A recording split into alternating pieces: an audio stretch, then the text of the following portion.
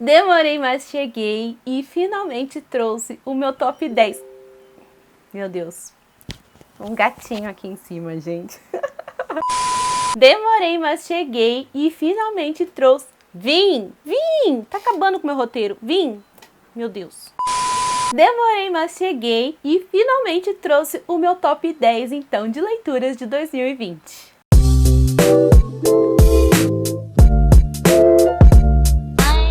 Olá, abduzidos! Tudo bem com vocês? Eu sou a Gisele e esse aqui é o Abdução Literária. Sim, eu estou atrasada, mas o importante é que eu cheguei. Trouxe meu top 10 para vocês, mas antes eu já dei uma pitada do que pode estar aqui. Eu ranqueei todos os livros que eu li esse ano. Vou deixar o link do vídeo aqui nos cards para você conferir se você ainda não conferiu. E assim, quando eu finalizei esse top 10, eu fiquei chocada porque faltou um gênero crucial, um gênero que eu amo e panfleto pra caramba. E a gente precisa mudar as coisas agora em 2021, não é mesmo? E eu quero saber, então, conforme eu for falando dos livros, se vocês vão conseguir identificar qual é esse gênero que está faltando aqui. Então, sem mais delongas, bora lá pra lista. Eu não vou citar, então, por ordem de preferência, porque seria muito difícil classificar aí do 10º ao primeiro lugar. Acho que eu nem saberia definir qual foi a minha melhor leitura do ano, sabe? São realmente as melhores leituras do ano. Eu só vou enumerar, então, cada livro pra gente não se perder e vocês lembrarem também eu, porque eu fico perdidinha, quantos livros eu já citei, tá bom? 10. Eu finalmente li Dom Casmurro do Machado de Assis esse ano. Eu já tinha tentado a ler antes umas 3 vezes e nunca tinha dado certo por motivos diferentes. E finalmente deu certo, eu li esse livro através do audiobook. E, gente, eu acho que a melhor forma de definir a minha experiência é que eu fiquei fascinada, sabe, pela escrita do autor e pela forma que ele conduz ali a sua história, a sua narrativa. E geralmente a gente intercala o audiolivro com outras tarefas e eu lembro que eu tinha que parar tudo o que eu estava fazendo para ficar prestando atenção exclusivamente nas palavras dele, sabe? Eu ficava chocada com como ele era capaz de formular um pensamento, por mais simples que ele fosse, sabe? E essa experiência foi muito além de descobrir a história de Bentinho e Capitu, que é uma história incrível, por sinal, sim, mas eu acho que o que mais me tocou mesmo foi a escrita do autor, a narrativa, a forma como essa história é contada. Tô muito ansiosa para continuar conhecendo outras histórias, então, do Machado de Assis, continuar e ter, assim, experiências parecidas. 9. Rede de Sussurros. Gente, esse livro aqui, ele me impactou demais, sabe? Esse que é um thriller feminista do movimento Me Too, é uma ação contra o assédio sexual, que motiva as mulheres a compartilharem, então, as suas histórias. E esse movimento chegou, então, à ficção, né? A própria autora, que é Chandler Baker, ela utiliza, então, de fatos reais, relatos reais, então, para construir a sua história. E essa história, ela se passa ali no ambiente corporativo. A gente vê algumas mulheres preocupadas porque provavelmente o próximo presidente da empresa que elas trabalham, e é uma empresa gigante, multinacional, sabe?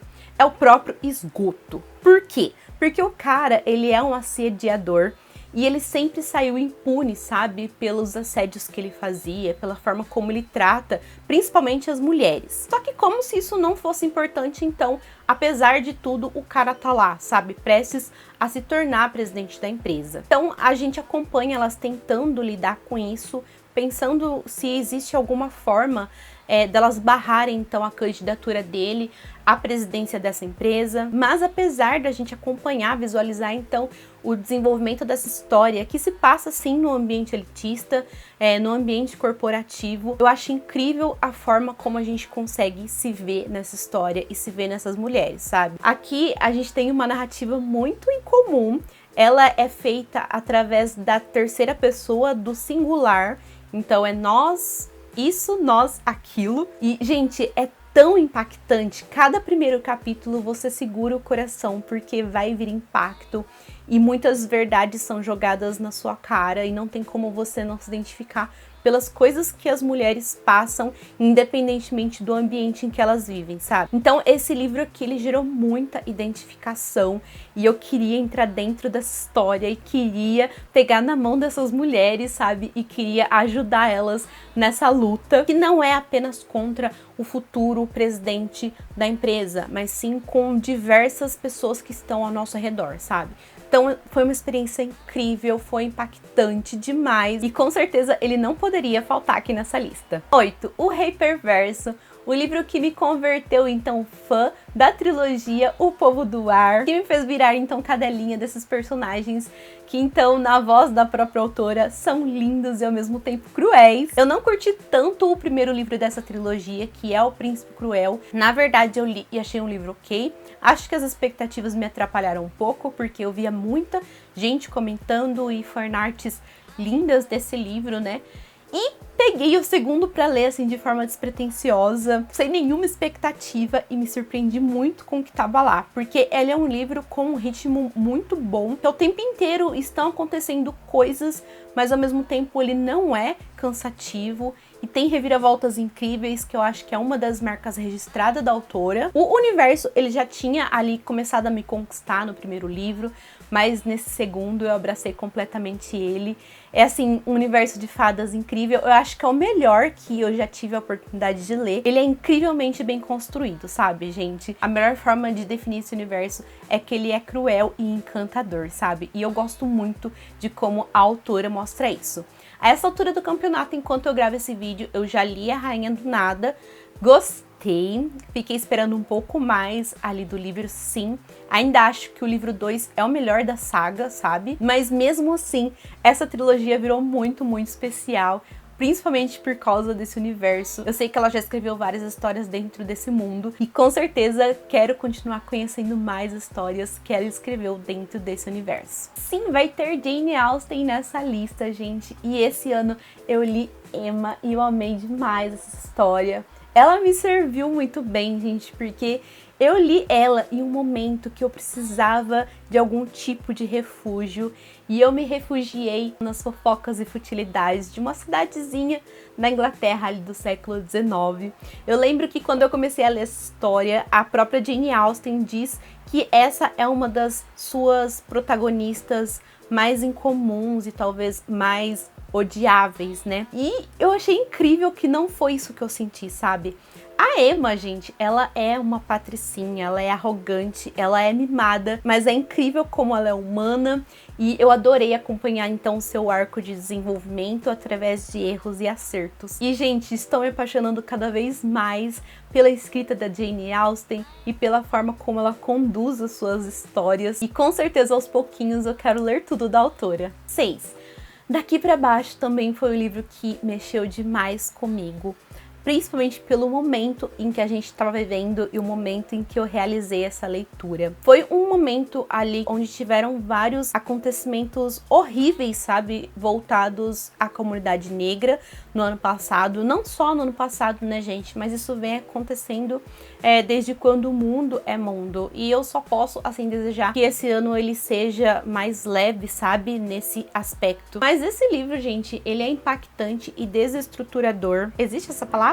A cada frase, porque esse livro aqui, gente, ele é contado através de poemas, sabe? É uma história relativamente simples, mas eu acho que ela impacta e ela mexe tanto com a gente, principalmente pela forma como ela é narrada. A principal parte dessa história se passa em questão de segundos, sabe? Eu fiquei chocada pela forma como a história foi contada e também chocada com a história e o quanto esse livro me impactou. É um livro que não é muito grande, sabe? E é um livro, assim, que por ser contado nessa forma de poemas e versos, como eu falei pra vocês, eu poderia sentar e ler ele em 2 horas, mas eu não consegui. Eu acho que eu consegui ler ele em 5 dias, porque realmente quando eu sentava pra ler, eu lia algumas páginas e ele me impactava, ele mexia tanto comigo que eu tinha que parar um pouco, sabe, pra recuperar as minhas energias e depois continuar. E é incrível o que esse autor faz, gente, com as palavras aqui nesse livro. Então, com certeza, quando eu parei pra fazer essa lista, eu não poderia deixar de incluir esse livro aqui, porque ele mexeu demais comigo. 5. Pode entrar, Musa dos Pesadelos chega chegando, então eu não poderia deixar de citar esse livro aqui nessa lista, que é a continuação, então, e o desfecho também de Um Estranho Sonhador, né? Essa história aqui é uma duologia. E, gente, em Um Estranho Sonhador eu fiquei apaixonada por esse universo e também pelos personagens que a autora apresentou aqui. E no final desse livro, ela simplesmente esmaga nossos coraçõezinhos e nos deixou, assim, aflita pela continuação. E assim, gente, na continuação eu confesso que o começo me deixou um pouco preocupada ali com os rumos que a história estava tomando, mas aos pouquinhos ela foi voltando aos eixos e ela mostrou a que veio. E, gente, que livro! Eu achei incrível como a autora conseguiu encontrar um desfecho para algo inimaginável, sabe? Porque ele chegou sim a explodir minha mente e eu jamais poderia imaginar que essa história poderia ter um desfecho da forma como ela fez. Eu imaginei que tudo ia terminar em extrema tragédia e eu ia chorar para sempre, mas não, ela foi lá e conseguiu concluir a história de forma digna e foi incrível, gente, acompanhar, sabe, essa jornada de apenas 2 livros, conhecer esses personagens e torcer demais, então, por eles de alguma forma. E, gente, o mais interessante, além de tudo isso que a autora fez no final, que foi, sim, muito incrível, foi que ela deixou pequenas pontas soltas, sim, mas não com relação a essa trama, mas com relação a possíveis histórias que podem se passar nesse universo que ela criou e acabou conectando aí essa história a outras histórias que ela já tem. Então, sério, gente, a autora, ela entregou tudo nesse desfecho e foi incrível, um dos melhores livros que eu li em 2020. 4. O Feitiço dos Espinhos, gente, eu fiquei muito feliz de conhecer essa história esse ano, sabe? Essa história que tem um mundo incrível e ao mesmo tempo tão simples, sabe? E ele é um livro sobre outros livros. Aqui a gente tem livros com personalidades, com sentimentos. Quando provocados, eles podem, assim, se transformarem em monstros, mas dependendo das mãos que eles caírem, eles podem ser, assim, tão perigosos quando eles são monstros. E aqui, então, a gente conhece a Elizabeth, uma órfã, então, que cresceu em uma grande biblioteca, rodeada, então, por esses livros excêntricos e que sonha em um dia poder se tornar guardiã e proteger, então, esses livros de mãos mal intencionadas, ou seja, de feiticeiros. Porque, segundo as pessoas que vivem aqui nessa biblioteca, né, todos os feiticeiros são maus, todos os feiticeiros são maculados, então, pela energia demoníaca que eles usufruem. Pelo menos essa é a fama que os feiticeiros têm, segundo as pessoas que vivem nas bibliotecas. Mas será que é verdade? Então, assim, gente, sério, essa é uma leitura muito gostosa. Eu acho que ela promete agradar tanto as pessoas que gostam de fantasia, quanto as pessoas que estão começando no gênero. E eu recomendo para todo mundo, porque é uma leitura, assim, muito gostosinha. Uma leitura que me fez muito feliz por apenas ser leitura, sabe? Então, assim, recomendo demais esse livro. E ele não poderia ficar de fora dessa lista. 3. E por falar, então, de aventura gostosa e livro que me fez feliz, eu não poderia deixar de fora dessa lista, então, O Alto da Maga Josefa, que é um livro, assim, que realmente me divertiu demais, me fez muito feliz enquanto eu lia ele. Esse foi um livro, gente, que eu devorei. Eu acho que eu li ele em 2 dias, mas depois eu me arrependi pra caramba. Eu queria ter lido ele mais devagar e ter apreciado mais a leitura, sabe?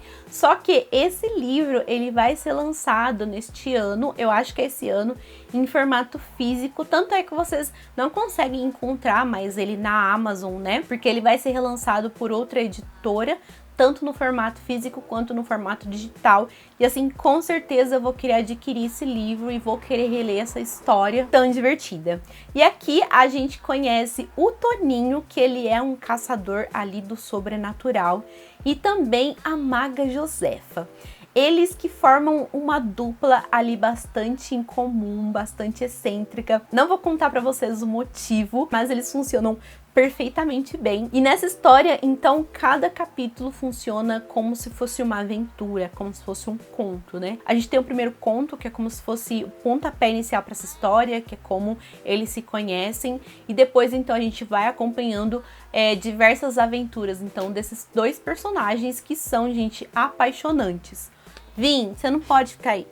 Não fica brava comigo. Então a gente acompanha as aventuras dessa dupla improvável, desvendando mistérios e enfrentando criaturas mágicas ali pelo sertão brasileiro, né? E assim, gente, eu lia esse livro em contagem regressiva, porque eu não tinha coragem de olhar a porcentagem dele, eu não queria que esse livro acabasse. E quando acabou, ele deixou o gostinho de quero mais. Eu não faço a mínima ideia se tem alguma continuação prevista, mas eu adoraria demais continuar acompanhando esses personagens em mais aventuras. Se alguém souber de alguma coisa, me avisa, mas eu acho que tem muito espaço ainda para esses dois percorrerem juntos. 2. O Céu de Pedra é a conclusão, então, da trilogia Terra Partida, que começa em A Quinta Estação, depois tem, então, o Portão do Obelisco e, por último, o Céu de Pedra. E assim, gente, aqui a gente finalmente desvenda certos enigmas por trás da quietude, por trás das suas quintas estações, né? Que são acontecimentos apocalípticos que assolam e destroem a Terra e depois a humanidade precisa se reconstruir a partir dela. Então aqui nesse livro a gente também tem o desfecho da jornada de certos personagens que a gente aprendeu a se apegar, que a gente torceu, né, durante esses 3 livros. Eu acho que esse livro ele me surpreendeu principalmente pela forma como ele me tocou, sabe? Eu não esperava me emocionar tanto com esse livro. Essa autora, sabe, gente? Primeiro que parece que ela escreveu toda a trilogia de trás pra frente, porque é incrível como tudo faz muito sentido aqui. Na minha humilde opinião, ela deu uma aula aqui, sabe, de construção de universo e também de narrativa e os temas que ela conseguiu inserir aqui dentro dessa história, sabe? Não é à toa que esse é um livro mega premiado, que essa é uma trilogia premiada. E assim, mexeu demais comigo, gente. E virou assim uma trilogia muito, muito especial. Com certeza tá ali no meu top de histórias favoritas, sabe? De fantasia. Foi uma experiência incrível de verdade. E eu tô mais do que ansiosa para acompanhar as demais histórias da autora que vem aí, gente, muito em breve. Eu tô muito, muito, muito feliz que a gente vai poder ter acesso a elas. Eu deixei, acho que o livro mais surpreendente pro final, que é então Vitorianas Macabras, gente. Eu não sou muito fã do gênero de terror, pelo contrário, eu evito. Mas esse livro aqui ele foi um grande divisor de águas, porque eu passei a me aproximar mais do gênero por causa desse livro. Eu passei a olhar os livros de antologia e os contos de outra forma também a partir desse livro. E até hoje eu tento encontrar respostas do porquê esse livro mexeu tanto comigo. Por isso que eu panfleto tanto esse livro aqui no meu canal, porque eu preciso conversar com mais pessoas sobre esse livro pra gente poder compartilhar experiências e eu descobrir se esse livro também provocou as mesmas emoções que ele provocou em mim em outras pessoas, sabe? Então aqui a gente tem contos de 13 autoras, são histórias que se passam então no período vitoriano. O mais interessante é que antes de cada história a gente tem ali uma pequena biografia, então, dessas vitorianas, dessas vitoriosas. E eu fiquei muito empolgada, eu me senti mais próxima dessas autoras, sabe? E além desses contos, é claro, tiveram contos que funcionaram mais comigo, outros nem tanto, o que é natural num livro de antologias. Mas a edição, gente, ela é incrível, sabe? Porque ela se conversa muito bem. A gente tem aqui uma introdução incrível que é feita pela Márcia Heloísa, que na minha opinião é a cereja do bolo dessa edição, porque ela faz toda uma contextualização, ela prepara a gente para o que está por vir. Quando a gente começa essas histórias, a gente já está inserido, sabe, na atmosfera da era vitoriana. E depois a gente conta com extras também, que provam o porquê que esse período era tão bizarro e porquê que histórias bizarras funcionam tão bem nele, sabe? Então, gente, por favor, vamos ler esse livro, vamos conversar sobre ele. Pra fechar, gente, eu gostaria de fazer 2 menções honrosas rapidinho, porque senão não seria eu. Eu gostaria de falar então que eu amei fazer a releitura de Filhos de Sangue e Osso. Já fazia uns 2 anos que eu tinha lido esse livro e agora eu voltei para esse universo ao lado de outras pessoas muito especiais. E, gente, eu já gostava muito dessa história, mas nessa releitura eu passei a apreciar ainda mais ela e a ficar muito mais ansiosa pela continuação, que a gente vai pegar muito em breve. A gente vai realizar essa leitura novamente em conjunto. E sério, eu não poderia, eu acho que encerrar as leituras do ano de 2020 sem mencionar então esse livro, porque foi uma leitura assim que me marcou demais esse ano. E para finalizar, então, eu também trago como menção honrosa a série Heartstopper, que na verdade é uma série, então, de quadrinhos. E, gente, essa série é clichê, ela é fofinha e ela me fez tão feliz esse ano, sabe? Ela me deixou de coração quentinho. É uma série que ainda está em andamento. Eu acho que foi uma experiência que também me marcou muito esse ano e que me fez, assim, muito, muito feliz. Vocês viram que esse ano ele foi marcado principalmente por leituras que me fizeram bem e leituras que me fizeram feliz, né? Eu acho que o ano de 2020 eu realmente busquei refúgio nas leituras e eu fiquei muito feliz com as leituras que eu realizei. Mas, gente, vocês sentiram falta de um certo gênero, um gênero aí que eu panfleto, que eu estou lendo constantemente? Sim, gente, faltou ficção científica. Eu fiquei chocada quando eu finalizei essa lista e eu vi que não entrou nenhum livro, sabe? O livro que eu quase coloquei aqui foi Despertar, da Octavia Butler, mas eu acho que esses livros que eu coloquei aqui, eles me marcaram mais do que essa história. Mas mesmo assim, eu acho que é algo que eu preciso mudar para o próximo ano, me empenhar em escolher melhor os títulos de sci-fi, porque a gente precisa dessa representação no top 10, então, de 2021. Me contem, então, o que vocês acharam desse top 10, se vocês se identificam com alguma leitura, quais desses livros vocês leram e vocês concordam comigo. Eu quero também saber quais livros que marcaram o seu 2020. Me conta aí qual foi a sua melhor leitura. Pode falar 1 livro, 2 livros, 3, pode fazer uma lista, pode fazer um top 10 também. Eu vou amar pegar essas recomendações e também saber das experiências de vocês. E se você ainda não é inscrito no canal, gente, por favor, não se esqueça de se inscrever e ativar o sininho para receber as notificações. Deixa também o seu like e compartilhe o vídeo com os amigos. Até o próximo!